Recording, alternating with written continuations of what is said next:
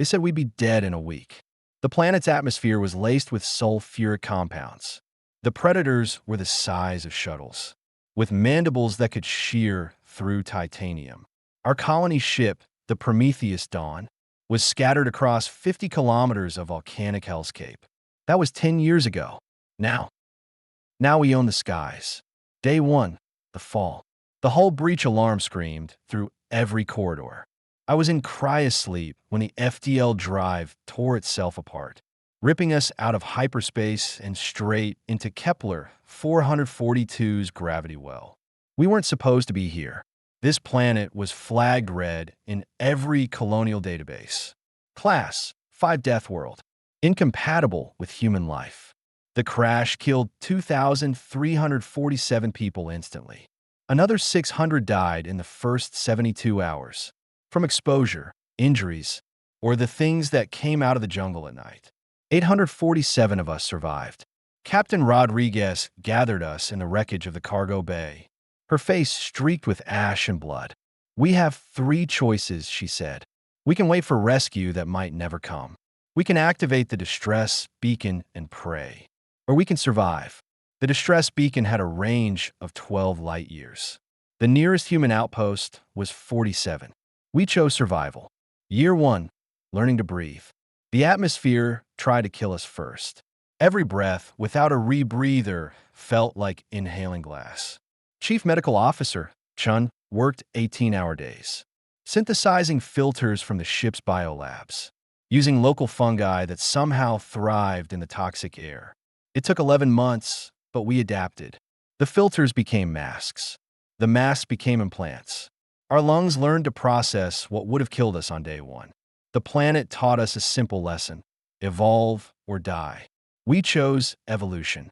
The predators came next, 6-legged behemoths we called reavers. They hunted in packs, coordinated like wolves, but intelligent like dolphins. We lost 32 people before we learned their patterns. 50 more before we built walls high enough. But we learned. We always learn. Year 3, the discovery. Engineer Martinez found it while excavating for a geothermal plant, a mineral deposit unlike anything in Federation records. Crystalline structures that conducted energy at 400% efficiency. We called it Prometheite. It was everywhere. Veins of it ran through the mountains like arteries. "This changes everything," Martinez said, holding a fragment that pulsed with inner light. "We can rebuild the reactor, maybe even the FTL core." Captain Rodriguez stared at the crystal, then at the ruins of our ship. "We're not rebuilding one ship," she said quietly. "We're building something better." Year 5, forging steel. The first foundry went online in the volcanic caldera we claimed as our stronghold. We melted down the Prometheus Dawn section by section, reclaiming every gram of titanium, every circuit, every wire. But we didn't just recycle. We innovated. Prometheite-enhanced hull plating that could withstand reaver claws and plasma fire. Hybrid engines that burned local hydrocarbons, refined through processes we invented in desperation. Weapons systems cobbled together, from mining lasers and pure human spite. The first ship, we called her Defiance, was ugly, asymmetrical, a patchwork of human engineering and Deathworld materials. She was beautiful.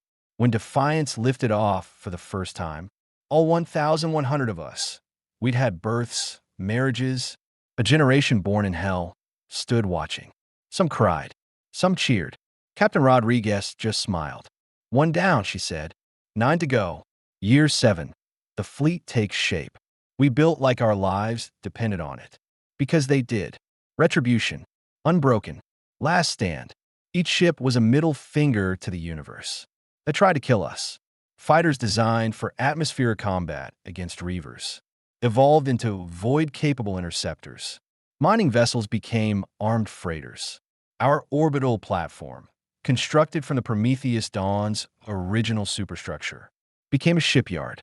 The children born here didn't remember Earth.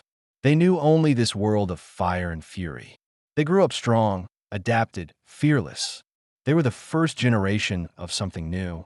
Year 10, when rescue arrived. The Federation rescue fleet dropped out of FTL on a Tuesday morning. 3 cruisers, 2 hospital ships, and a colony transport. They'd followed our decade-old distress beacon, expecting to find graves and wreckage. Instead, they found 10 warships in formation and an orbital station bristling with weapons.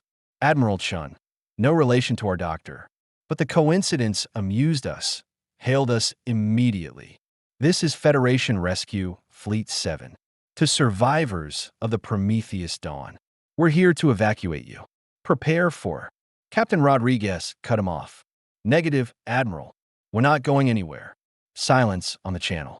Then, I don't think you understand. This planet is classified as uninhabitable. We're here to bring you home. Rodriguez looked around the command deck of our flagship, the Prometheus Reborn, at the crew who'd been children when we crashed, at the view screen showing our fleet, our station, our world. With respect, Admiral, she said, we are home. Epilogue. What we became. They try to argue. Regulations, protocols, safety concerns. We listened politely, then declined. Some chose to leave, 47 people, who couldn't let go of the lives they'd lost. We didn't judge them. Survival looks different for everyone. The rest of us stayed. 1,053 souls who'd been forged in fire and refused to break. The Federation officially designated us a colony 6 months later. Kepler, 442b, now called Prometheus. They send trade ships quarterly. Always nervous, always awed by what we built. Because that's what humans do. We don't just survive. We don't just adapt. We conquer. 10 years ago, this planet tried to kill us. Now it's ours. The Deathworld that was supposed to be our grave became our fortress, our empire, our home. And when the next impossible challenge comes, and it will, we'll be ready. Because we're not the colonists who crashed here anymore. We're something stronger. We're Prometheus.